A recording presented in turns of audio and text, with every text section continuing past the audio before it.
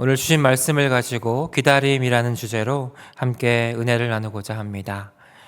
우리의 삶을 돌아보며 우리는 크고 작은 기다림 속에서 살아가고 있음을 알 수가 있습니다. 밤이 지나 아침이 오기를 기다리고 또 추운 겨울이 지나서 따뜻한 봄이 오기를 기다립니다. 또한 건강의 회복을 기다리기도 하고 깨어진 관계가 회복되기를 기다리기도 합니다. 학생들은 학업과 진로를 기다리고 또 부모님들은 자녀들의 성장과 또 변화의 열매를 기다립니다.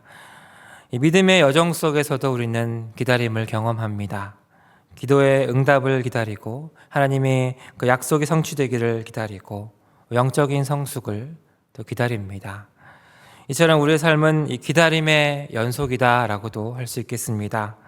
그런데 어떤 기다림은 기쁨과 설렘 속에 있지만 또 어떤 기다림은 눈물과 두려움 속에서 이루어지기도 합니다. 오늘 시편 말씀 속에는 전혀 어울리지 않을 것 같은 두 장면이 나옵니다. 그것은 바로 기가 막힐 웅덩이와 수렁 그리고 새노래입니다. 하나는 절망을 상징하고 하나는 기쁨과 찬송을 상징합니다. 이렇게 전혀 연결되지 않을 것 같은 이 두 반대의 장면을 이어주는 다리와 같은 단어가 있는데 그것이 바로 이 기다림입니다. 다시 말해서 새 노래는 단순히 기쁨의 노래가 아닙니다. 기가 막힐 웅덩이를 지나고 절망과 이 수렁을 통과한 사람이 이 믿음으로 기다린 끝에 부르는 노래를 의미하는 겁니다. 우리 말씀을 통해서 우리가 만나는 다양한 기다림 속에서 하나님께서 어떤 은혜를 주시는지 또 어떻게 이 기다림의 믿음을 지켜야 하는지 함께 나누기를 원합니다. 오늘 본문 시편 40편은 다윗의 시입니다. 다윗은 기다림의 사람이었습니다. 어릴 때 왕으로 기름 부음 받았지만 실제로 왕이 될 때까지는 긴 기다림의 세월을 지나야 했습니다. 그리고 그 기다림의 시간 속에서 다윗은 수많은 인생의 고난을 경험합니다.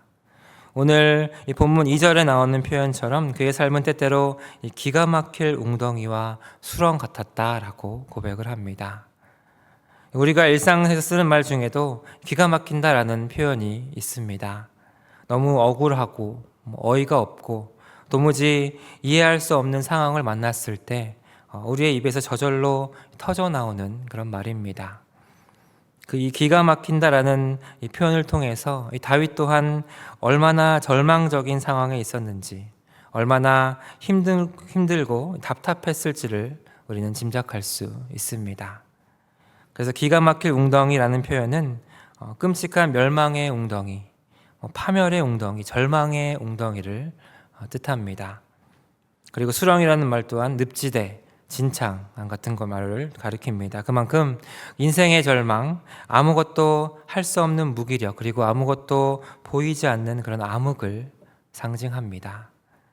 밖에서 누군가가 도와주지 않으면, 꺼내주지 않으면 내 스스로는 이 상황을 벗어날 수 없는 그런 절망적인 상황을 의미하는 겁니다.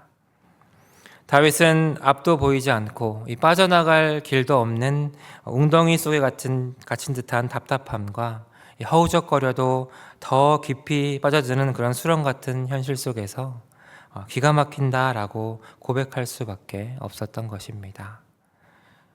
우리 또한 살아가면서 이런 상황을 만납니다. 갑작스럽게 병을 진단받을 때, 사랑하는 사람과 이별할 때, 오랜 시간 준비했던 일이 실패로 끝났을 때, 반복되는 죄에 무너질 때, 우리는 다양한 상황에서 다양한 웅덩이와 수렁에 빠지곤 합니다.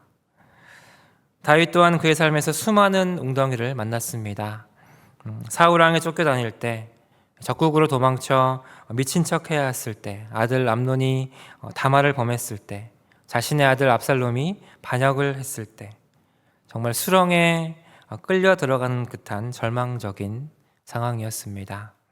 이 본문 40편 그 아래 12절에 보면 다윗이 이렇게 고백합니다. 수많은 재앙이 나를 둘러싸고 나의 죄악이 나를 덮침으로 우러러 볼 수도 없으며 죄가 나의 머리털보다 많으므로 내가 낙심하였음이니이다. 수많은 재앙이 나를 둘러싸고 있음에 낙심이 되었다라고 고백을 합니다. 그렇다면 이런 절망의 상황 가운데 우리가 할 수 있는 것은 무엇입니까? 우리가 이 기다림의 은혜를 누리기 위해서 우리가 가져야 할 믿음의 자세는 무엇인 것입니까? 먼저 여호와를 기다려야 합니다. 본문 1절 말씀입니다. 내가 여호와를 기다리고 기다렸더니 귀를 기울이사 나의 부르짖음을 들으셨도다. 다윗은 그 기가 막힐 웅덩이의 상황에서 내가 여호와를 기다리고 기다렸다라고 고백을 합니다. 다윗의 선택은 문제 해결 자체가 아니라 하나님을 기다리는 것이었다는 겁니다. 믿음의 사람들에게 이 기다림은 단순히 손을 놓고 가만히 있는 그런 시간이 아니라 주님을 향한 갈망과 이 믿음을 키우는 시간이고 여호와만을 앙망하는 법을 배우고 또 훈련받는 시간인 겁니다. 다윗은 오늘 이 고백에서 자신이 이 처한 문제가 해결되기를 기다리고 있다라고 고백하고 있지 않습니다. 또 자신이 바라는 일들이 이루어질 때까지 기다리고 또 기다렸다라고도 고백하지 않습니다. 다윗은 모든 문제의 해결자 되시는 하나님만을 구하고 바라보며 기다렸다라고 이 시간 그 믿음의 고백을 드리고 있는 것입니다. 이처럼 다윗은 이 문제 자체보다도 자신이 처한 상황 그 자체보다도 그 마음을 여호와 하나님께로 드립니다. 모든 그 문제의 근본적인 해결은 결국 하나님과의 관계 안에서 나오기 때문입니다. 비록 우리에게 이 불어닥친 태풍이 크다고 할지라도 사망의 음침한 골짜기로 다닐지라도 이 하나님과의 친밀한 관계를 맺고 있는 사람은 두려워할 것이 없는 것입니다. 다윗은 시편 13편 5절에서 이렇게 고백합니다. 나는 오직 주의 사랑을 의지하였사오니 나의 마음은 주의 구원을 기뻐하리이다. 하나님께서 우리를 사랑하시기 때문에 그 응답이 언제 올지는 알 수 없지만 반드시 주님께서 주님의 때 주님의 방법으로 그것을 응답하실 것을 믿고 기뻐합니다라고 고백하는 이 다윗처럼 우리도 마찬가지로 이 문제보다 크신 하나님을 바라볼 때 이 기다림의 은혜를 누릴 수 있는 것입니다. 이 간절한 기다림, 이것이야말로 우리가 이 기가 막힌 웅덩이와 또 수렁 속에서 붙들 수 있는 유일한 믿음의 길인 겁니다. 그런데 우리가 또 기다림이라고 생각할 때 그것을 어떤 무언가 이 수동적인 태도로 생각하기가 쉽습니다. 하지만 이 다윗의 기다립니다라는 이 고백은 그냥 아무것도 하지 않고 포기한 채 맥없이 기다린다라는 그런 고백이 아닙니다.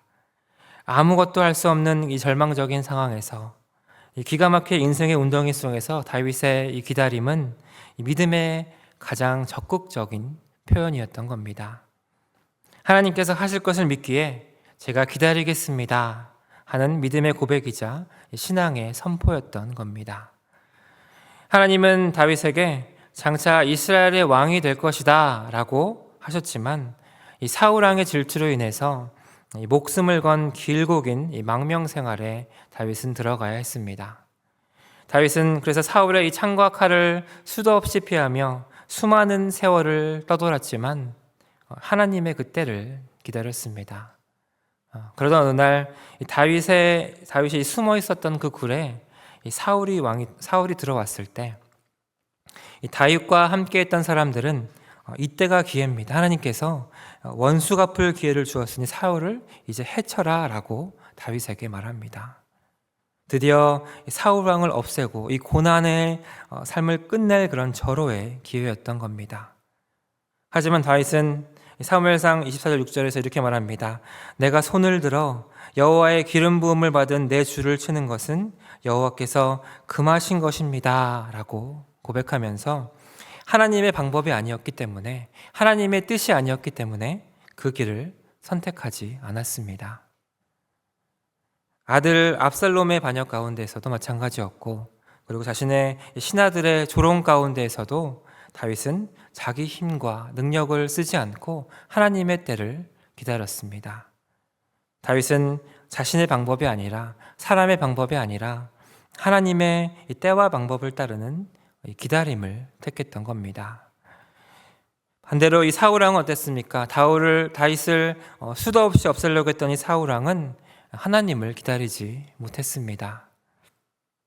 사울이 왕이 된 후에 이 블레셋과 전쟁을 하게 되었을 때 그 상황은 절망적이었습니다. 이 블레셋의 군대는 3만 명이 넘었지만 사울에게는 고작 3천 명의 군대밖에 없었기 때문입니다. 규모로 보나 전력으로 보나 도저히 상대할 수 없는 그런 싸움이었습니다. 더욱이 그렇게 어렵사리 모였던 백성들마저 두려움에 하나 둘씩 흩어지기 시작하자 사울왕의 마음은 점점 더 다급해졌습니다. 그래서 예배를 드려서 하나님께 도움을 구해야겠다라고 생각했던 그 사울은 그 예배를 인도하고 주관하는 이 사무엘 선지자를 부릅니다. 그런데 문제는 여기서 발생했습니다. 사울은 끝까지 이 사무엘을 기다려서 하나님의 질서에 순종해야 했지만 사람들이 떠나가는 상황 앞에서 너무 조급해진 나머지 스스로 제사를 준비하고 스스로 자기 힘으로 인도하고 말았습니다. 이 하나님의 방법과 하나님의 때를 기다리지 못한 사울의 불순종은 결국 그가 하나님께 버림받는 왕이 되는 결정적인 계기가 되고 말았습니다. 오늘 우리의 삶에도 이런 조급함과 불순종의 유혹이 있습니다. 문제가 더 커 보일수록, 또 시간이 더 오래 걸릴수록 우리는 더 쉽게 인간적인 방법을 붙들고 싶어집니다. 그런데 그때가 바로 그때 주님을 더 깊이 갈망해야 할 때입니다. 예배의 자리에, 말씀의 자리에 나아가며 나와 주님과의 관계를 점검하고 회복하는 그 은혜의 시간, 그 기다림의 시간이 되어야 하는 것입니다. 간절히 하나님만을 기다리는 것, 그것이 바로 모든 절망의 웅덩이와 수렁에서 우리가 할 수 있는 믿음의 선택입니다. 이처럼 기다림은 단순히 멈추어 서 있는 것이 아니라 하나님을 신뢰하는 믿음의 시간입니다. 그 믿음 속에서 우리는 고난의 무게보다 크신 하나님의 사랑을 발견하고 절망의 어둠보다 빛나는 그 소망을 붙들게 됩니다. 그리고 하나님을 끝까지 기다리는 자에게 하나님은 반드시 응답하시고 그 발을 반석 위에 세워주신다라고 약속하십니다. 그 말씀을 믿음으로 붙들고 어떤 상황 속에서도 하나님의 그 때를 신뢰하며 기다릴 수 있는 믿음의 사람들 되시기를 주님의 이름으로 축복합니다. 계속해서 기다림의 은혜를 누리기 위해서 우리는 기도하며 기다려야 합니다. 본문 1절 말씀 다시 한번 읽겠습니다. 내가 여호와를 기다리고 기다렸더니 귀를 기울이사 나의 부르짖음을 들으셨도다. 다윗이 나의 부르짖음을 들으셨도다 라고 주님께 고백을 합니다. 다윗은 이 기다림의 시간 동안 침묵하거나 체념하고 있지 않았습니다. 주님께 부르짖어 기도했습니다. 그래서 이 부르짖다라는 이 표현은 단순히 속으로 중얼거린 것이 아닙니다. 큰 소리로 외치며 도움을 간절히 요청한다라는 뜻입니다. 다윗은 어려움이 닥쳐왔을 때 어떤 자신의 지혜와 경험을 먼저 동원하지 않았습니다. 군사력을 강화하거나 사람의 도움을 구하지도 않았습니다. 자신의 능력이나 경험을 의지하려고도 하지 않았습니다. 다윗은 먼저 하나님께 큰 소리로 기도하면서 그 도우심을 구했습니다. 시편 86편 3절에서 다윗은 이렇게 고백합니다. 주여 내게 은혜를 베푸소서 내가 종일 주께 부르짖나이다. 이처럼 다윗은 이 절체절명의 순간에 간절히 하나님께 기도했습니다. 상황이 변하지 않아도 멈추지 않고 포기하지 않고 기도했습니다. 다윗은 그래서 이 기다림을 기도로 바꾸었습니다. 우리 또한 마찬가지입니다. 우리가 절망의 웅덩이에 있을 때 그 시간을 기도로 채우는 것이야말로 가장 지혜로운 기다림인 것입니다. 본문 2절 말씀입니다. 나를 기가 막힐 웅덩이와 수렁에서 끌어올리시고 내 발을 반석 위에 두사 내 걸음을 견고하게 하셨도다. 다윗은 부르짖었고 하나님은 귀를 기울이셨습니다. 이렇게 하나님만을 기다리고 또 간절히 기도하며 또 구하며 나아갔던 다윗의 기도를 하나님은 외면하지 않으셨습니다. 다윗이 어떤 상황에 있었는지, 무엇이 필요한지, 어떤 마음으로 부르짖었는지 주님은 다 아셨습니다. 이처럼 우리가 가장 때로는 연약하고 낮은 자리에서 내는 신음소리에도 또 부르짖는 그 음성에도 하나님은 귀를 기울이시고 우리의 기도를 들으십니다. 그래서 결국 웅덩이에서 우리를 건져 주실 뿐만이 아니라 우리를 다시는 넘어지고 빠지지 않을 이 견고한 반석에 우뚝 서게 하시는 주님이십니다. 이제는 그 미끄럽고 위험했던 그 큰 웅덩이에서 견고하게 걸어갈 수 있도록 우리를 끌어올려 주십니다. 이렇게 하나님은 단순히 다윗을 웅덩이에서 건져내시는 것으로 끝내지 않으셨습니다. 그의 발을 이 견고한 반석 위에 세우신 것입니다. 이 반석은 어떤 곳입니까? 요동하지 않는 곳입니다. 가장 안전한 곳이고 가장 평안한 곳입니다. 그리고 우리의 반석 주 예수 그리스도 되십니다. 우리의 삶을 이 주님께 올려놓을 때 주님은 우리를 가장 안전한 곳으로, 가장 최선의 곳으로, 가장 좋은 곳으로 인도해 주셔서 이 웅덩이와 수렁에 더 이상 빠지지 않게 해주시는 것입니다. 또 우리가 기도할 때 하나님은 단순히 문제만 해결해 주시는 분이 아닙니다. 그 기다림의 과정 속에서, 그 은혜 속에서 우리들을 변화시켜 주시는 것입니다. 그래서 이 기도는 절망의 순간 가운데 소망을 붙들게 하십니다. 또 원망 대신 감사와 찬양을 배우게 하십니다. 그리고 기도는 조급함 대신에 하나님의 때를 기다릴 수 있는 힘과 지혜를 주십니다. 다윗 또한 웅덩이 속에서 기도하면서 기다릴 수 있었던 것은 문제가 해결되었기 때문이 아니라 그 기도 가운데, 그 기다림 가운데 주님과 온전히 동행했기 때문입니다. 이처럼 우리의 기다림은 기도로 채워져야 합니다. 가정의 문제로 힘들 때, 직장의 어려움 속에서 낙심될 때, 자녀를 위해서 눈물로 기도할 때, 그 어떤 자리에서든지 우리가 할 수 있는 일은 다윗처럼 하나님께 부르짖어 간절히 기도하는 것입니다. 기다림은 쉽지 않습니다. 어렵습니다. 기다림은 우리를 지치게 하고 때로는 포기하게 만들기도 합니다. 하지만 그 기다림을 우리가 기도로 바꿀 때 하나님은 반드시 응답하시고 우리의 발걸음 또한 반석 위에 세우십니다. 오늘도 이 기도와 기다림의 끝에 하나님이 허락하신 이 축복의 열매를 믿음으로 바라보시기 바랍니다. 어떤 문제와 시험 속에서도 그래서 낙심하지 않고 조급해하지 않고 끝까지 기도하며 하나님을 기다리시는 그런 모두가 되시기를 바랍니다.